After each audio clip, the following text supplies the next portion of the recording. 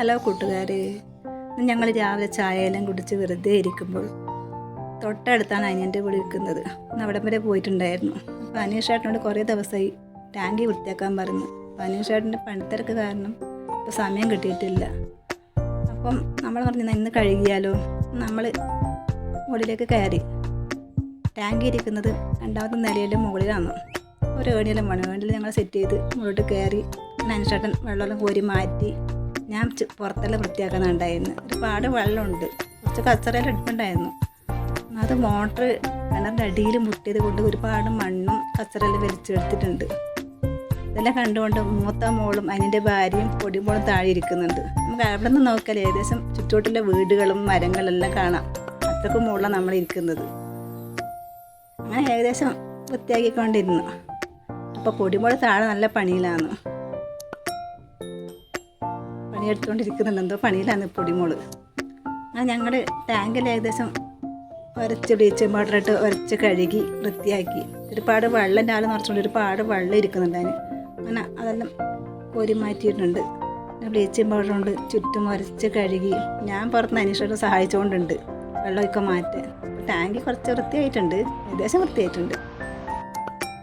അങ്ങനെ അവിടെ നിന്ന് നമുക്ക് നോക്കിയാൽ ചുറ്റുവട്ടും ഒരുപാട് വീടുകളും ഒരുപാട് മരങ്ങളെല്ലാം കാണാം. അവിടെ നിന്നൊക്കെ നമുക്ക് ഏഴുമല കുന്നെല്ലാം കാണാൻ പറ്റുമായിരുന്നു. ഞങ്ങൾ ടാങ്കി എല്ലാം കഴുകിയിട്ട് ഉച്ചക്ക് വീട്ടിലേക്ക് പോയി.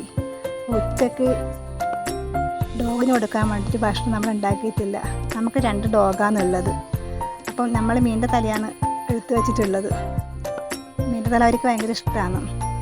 അപ്പം ഞാനത് കുറച്ച് ഉപ്പ് പൊടിയും മഞ്ഞളിട്ടിട്ട് കുറച്ച് വെള്ളം ഒഴിച്ചിട്ടാണ് വേവിക്കൽ. അങ്ങനെ മീനിൻ്റെ തല അടുപ്പത്ത് വേവിക്കാൻ വെച്ചിട്ടുണ്ട്. നല്ലപോലെ വേവിക്കലുണ്ട്. ഇപ്പം മീനിൻ്റെ തല വേവിച്ച് കിട്ടിയിട്ടുണ്ട്. നമ്മൾ അതിലേക്ക് ചോറ് ഇട്ട് കുഴച്ചിട്ടാണ് എപ്പോഴും കൊടുക്കൽ. നല്ലപോലെ കുഴച്ച് കൊടുത്താൽ അവർ കഴിക്കും, അല്ലെങ്കിൽ കഴിക്കാണ്ട് വെച്ചിട്ട് പോവും. അങ്ങനെ അത് നല്ലപോലെ കുഴച്ചെടുത്തിട്ട് അവർക്ക് കൊടുക്കാനായിട്ട് ഞാൻ വെളിയിലേക്ക് പോയി. അപ്പോൾ ഫുഡിന് വേണ്ടി നേരത്തെ അവർ കാത്തിരിക്കുന്നുണ്ടായിന്. 2 പ്ലേറ്റിലായി ഞാൻ ഫുഡ് കൊടുത്തു. അങ്ങനെ ഫുഡ് മാറ്റി ഞാൻ ഡോഗിൻ്റെ അടുത്തേക്ക് പോയി. അപ്പോൾ നമ്മളെ കാത്ത് നിൽക്കുന്നുണ്ടായി ചോറിന് വേണ്ടിയിട്ട്.